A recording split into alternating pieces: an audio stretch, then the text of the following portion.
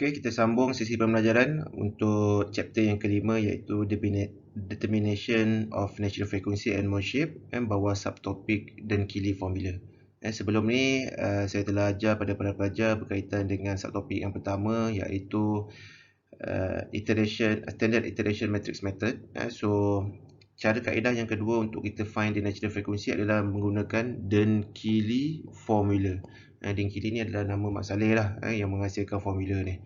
Okay, basically the Dirichlet formula is searching, ianya mencari the fundamental lowest natural frequency. Ianya digunakan untuk mencari lowest natural frequency lah, sebab itu natural frequency yang pertama. Di mana natural frequency yang pertama ini sepatutnya dilalui sebelum ianya menjumpai ataupun melalui natural frequency yang kedua ataupun yang seterusnya. And based on the K inverse multiplication, so masukkan dalam general equation nanti dalam chapter yang sebelumnya. Yang ni adalah general equation, kemudian dimasukkan, didarabkan dengan K inverse, so akan dapat setelah di assume sebagai harmonic motion, and negative omega 2 multiply by M multiply by X, yang ni akan dapat identity matrix sebabkan oleh K inverse multiply by K, and then yang ni adalah X. Okey, seterusnya setelah dapat equation ataupun setelah diharmonikan, the next step adalah kita simplifykan ataupun kita rearrange balik. So untuk case ni apa yang dia buat, ianya akan dibagikan dengan omega square, ianya sini pun akan dibagikan dengan negative omega power of 2. So akan dapat equation seperti yang di bawah ni. Okey, seterusnya step yang penyambungan daripada step yang tadi adalah berkaitan dengan absolute value ataupun kita rearrange balik. Kita pastikan bahawa sebab apa X yang di luar, X yang di kiri dan kanan adalah sama. So kita bawa X keluar dan ianya akan jadi K inverse multiply by M minus 1 over omega power of 2 multiply by identity matrix. So equal to 0. Yang ini disebabkan oleh free vibration. So boleh juga kita assume sebagai K inverse equals to A matrix. So kita just substitute and then kita make sure ianya adalah absolute value. Absolute value by means there is no negative value. So kita gantikan, ianya akan dapat value of matrix A multiply by matrix M minus with 1 over omega power of 2 and multiply by identity matrix. Okey, so penyambungan daripada tadi, jadinya para pelajar telah dapat lihat bahawa general Dirichlet formula equation adalah bergantung pada numbers of degree of freedom system. Yang ini basic lah. Kalau lagi banyak degree of freedom system, lagi accurate suatu penyelesaian tersebut.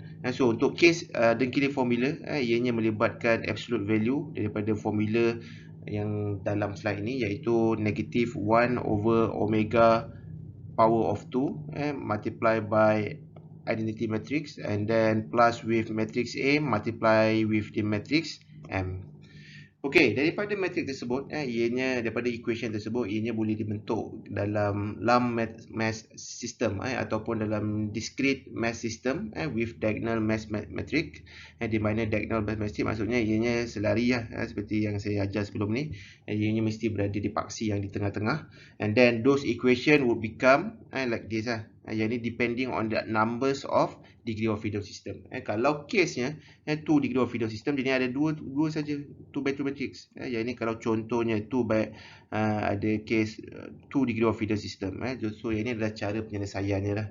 So jangan tinggal bawa notation negative 1 over omega power of 2 defined as a lowest natural frequency.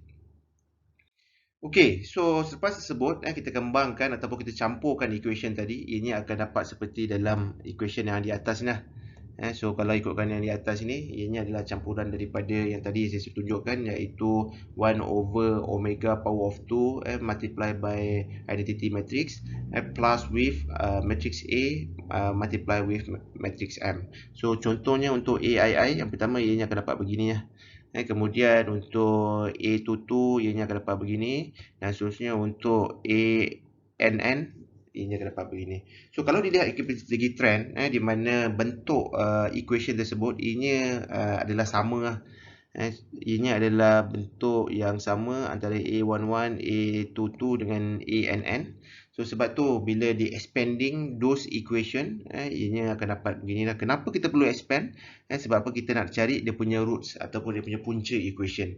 Make sure kita jadikan dia dalam bentuk satu equation lah. Kalau contohnya untuk chapter yang sebelumnya, kalau ada matrix 3 by 3, kita gunakan method rule of Sarus untuk mencari roots equation. Method yang sama juga digunakan untuk case Dirichlet formula. So, bila complicated, terlampau complicated, sebab apa kita nak expanding the equation. So, apa yang kita akan buat? Basically, kita akan define the roots of the equation be 1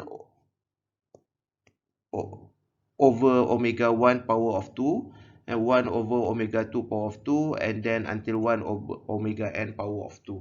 So, yang ini bila kita expanding, kita buat roots, kita dapat trend bahawa ianya adalah lebih kurang sama, iaitu notation dia adalah 1 over omega power of 2.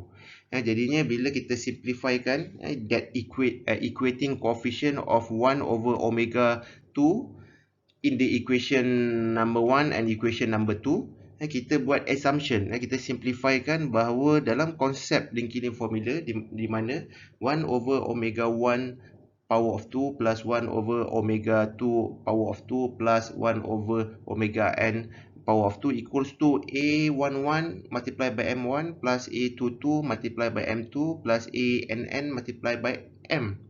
And so that's why in most cases boleh dilihat bahawa perkara ini akan berlaku di mana 1 over omega 1 power of 2 higher, the value is higher as compared to 1 over omega I power of 2. Sebab apa? I adalah yang seterusnya 2, 3 until n numbers of degree of freedom system. Okay, so thus kita simplifykan daripada awal tadi equation, rupanya Dirichlet formula ianya dah mudah kan, bahawa ianya dapat menyatakan bahawa 1 over omega I power of 2 assumption or equals to berapa banyak value of AII multiplied by M1 plus A22 multiplied by M2 plus ANN multiplied by M. Contohnya untuk case ni, kalau saya cadangkan tadi sebelumnya, ianya adalah matrix 2 by 2, jadinya 2 degree of freedom system. Dalam 2 degree of freedom system, kita cuma solvekan perkara ni saja. So, saya define balik A11 ni, para pelajar boleh dapatkan daripada K inverse, iaitu inverse daripada matrix, gunakan scientific calculator, dan M11 ni adalah diagonal lah, matrix diagonal. Biasanya dia M1 dan M2 dan so masukkan dalam dengan menggunakan scientific calculator, boleh solvekan this particular equation, dan seterusnya one equation, one unknown yang pelajar perlu cari adalah omega I. Untuk case ni omega yang pertama lah. And then also the Dirichlet formula can be written in this type of equation shape lah. So for example, 1 over omega I power of 2 equals to 1 over omega 1 power of 2n plus 1 over omega 2n power of 2, and then until the n numbers degree of freedom system. Thus, kita boleh simplifykan bahawa sebenar-benarnya omega, apa yang saya dah ajar pada para pelajar adalah omega n equals to square root k over m. Jadinya kalau case sini pun para pelajar akan dapat lihat ianya adalah sama, k over m square root. Tapi apa yang membezakan dia sebenarnya k tadi kita dah define dia sebagai k inverse 1. Jadinya itu adalah a.